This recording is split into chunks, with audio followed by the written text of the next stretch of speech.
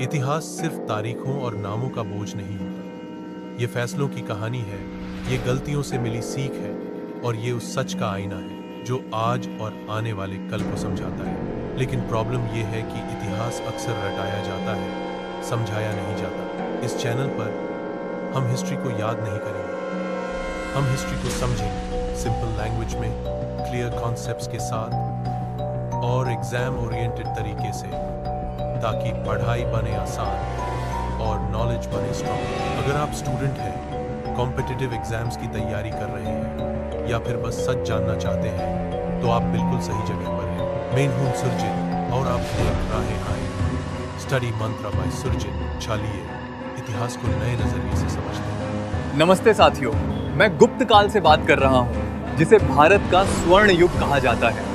इस वीडियो में हम किसी पाठ्य पुस्तक की तरह नहीं, बल्कि एक जीवंत कहानी की तरह इस दौर के राजाओं से मिलेंगे, इनकी नीतियों को समझेंगे और उस महान वैज्ञानिक कालिदास, आर्यभट्ट और फहियान की नजरों से भारत को देखेंगे। तो तैयार हो जाइए, क्योंकि अगले कुछ मिनट आपको हम हमारे समय में वापस ले जाएंगे, जिससे ये टॉपिक आपको जिंदगी भर याद रहेगा। तो चलिए शुरू करते हैं गुप्त साम्राज्य की इस अविश्वसनीय यात्रा को। और एक बात, वीडियो देखने के बाद एक कमेंट जरूर करें। भारत के इतिहास में कुछ युग ऐसे होते हैं जो सिर्फ पढ़े नहीं जाते बल्कि महसूस किए जाते हैं।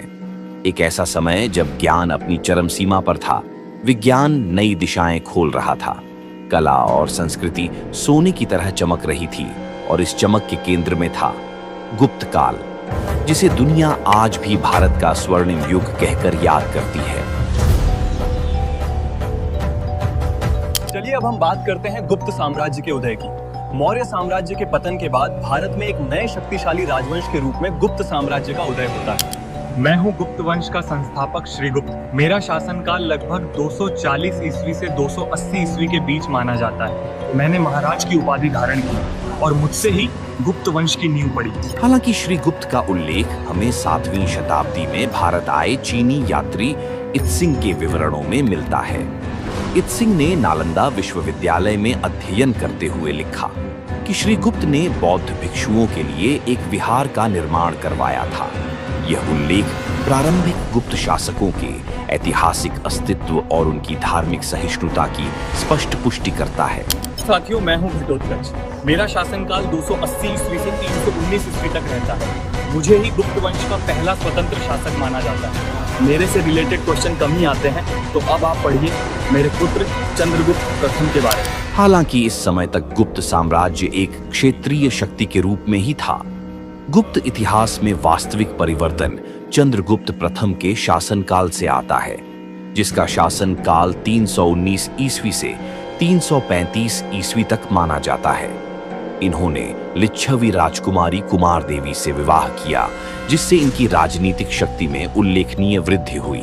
चंद्रगुप्त प्रथम के काल से कुछ विद्वान कौमुदी महोत्सव नामक संस्कृत नाटक को जोड़कर देखते हैं। माना जाता है कि इस नाटक का उल्लेख वजीका द्वारा किया गया है। चंद्रगुप्त प्रथम ने महाराजाधिराज की उपाधि धारण की और अधिकांश इतिहासकारों का मानना है कि 319 ईस्वी से 320 ईस्वी में चंद्रगुप्त प्रथम के राज्याभिषेक के साथ ही गुप्त संवत की शुरुआत हुई।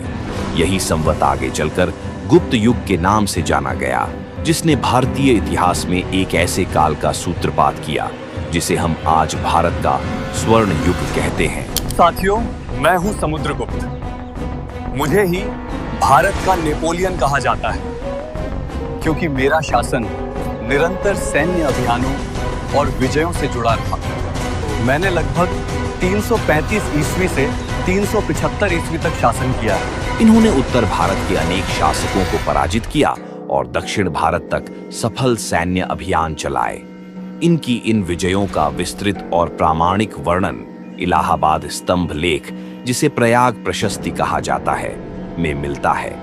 इस प्रशस्ति की रचना इनके दरबारी कवि हरिशेन ने की थी, जो समुद्रगुप्त की सैन्य शक्ति का सबसे महत्वपूर्ण ऐतिहासिक स्रोत मानी जाती है। समुद्रगुप्त केवल एक महान योद्धा ही नहीं, बल्कि कला और साहित्य के प्रमुख संरक्षक भी थे। इनके स्वर्ण सिक्कों पर इन्हें वीणा बजाते हुए दर्शाया गया है, जो इनके संगीत प्रेम और सांस्कृतिक रुचि को दर्शाता है। साथ ही इन्होंने रानी के साथ अपने संयुक्त नाम वाले सिक्के भी जारी किए, जो इनके शासनकाल की एक विशिष्ट पहचान माने जाते हैं। इसी संतुलित और बहुआयामी व्यक्तित्व के कारण समुद्रगुप्त को गुप्त साम्राज्य का सबसे प्रभावशाली शासक माना जाता है। समुद्रगुप्त के शासनकाल में उसकी उदार और सांस्कृतिक नीति स्पष्ट रूप से दिखाई देती है, जिसका प्रमाण गया और नालंदा से प्राप्त ताम्रपत्र अभिलेखों से मिलता है। इसी नीति के अंतर्गत श्रीलंका के राजा की विनती को स्वीकार करते हुए इन्होंने बौद्ध भिक्षुओं के लिए बोध गया में विहार बनवाने की अनुमति दी। विद्वानों और बौद्ध परंपरा के प्रति इसी करुणा और सहिष्णुता के कारण उसे अनुकंपावान कहा गया। उसके दरबार में प्रसिद्ध बौद्ध दार्शनिक वासुबंधु निवास करते थे और स्वयं समुद्रगुप्त कलाप्रेमी शासक था, जो वीणा वादन में निपुण था तथा जिसने कविराज की उपाधि धारण की।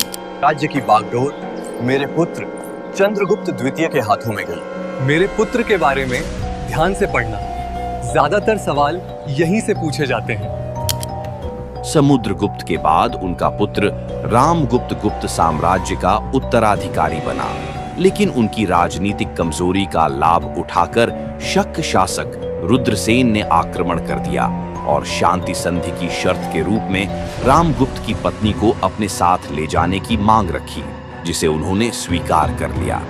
इस अपमानजनक स्थिति से क्षुब्ध होकर उनका छोटा भाई चंद्रगुप्त द्वितीय रामगुप्त को मारकर सत्ता अपने हाथ में ले लेता है और उनकी पत्नी से विवाह करता है, जिसे इतिहास में नियोग प्रथा के उदाहरण के रूप में देखा जाता है। इस पूरी राजनीतिक घटना का उल्लेख देवी चंद्रगुप्तम में मिलता है, जिसकी रचना विशाखादत्त ने की थी। मैं हूँ चंद्रगुप्त द्वितीय। इतिहास मुझे विक्रमादित्य के नाम से भी जानता है। इनका शासनकाल लगभग 375 ईस्वी से 415 ईस्वी तक माना जाता है। इनके समय में गुप्त साम्राज्य न केवल शक्तिशाली हुआ, बल्कि अपने चरम उत्कर्ष पर पहुंच गया। इनकी सबसे बड़ी सैन्य सफलता थी शक शासकों का पराजय। शकों की हार के बाद पश्चिमी भारत गुप्त साम्राज्य में शामिल हो गया।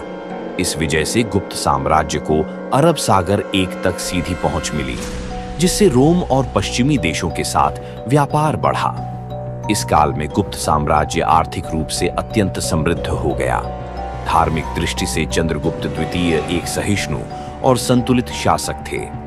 वे स्वयं वैष्णव धर्म के अनुयायी और विष्णु के भक्त माने जाते थे, लेकिन उनके शासनकाल में बौद्ध और जैन धर्मों को भी पूरा संरक्षण मिला।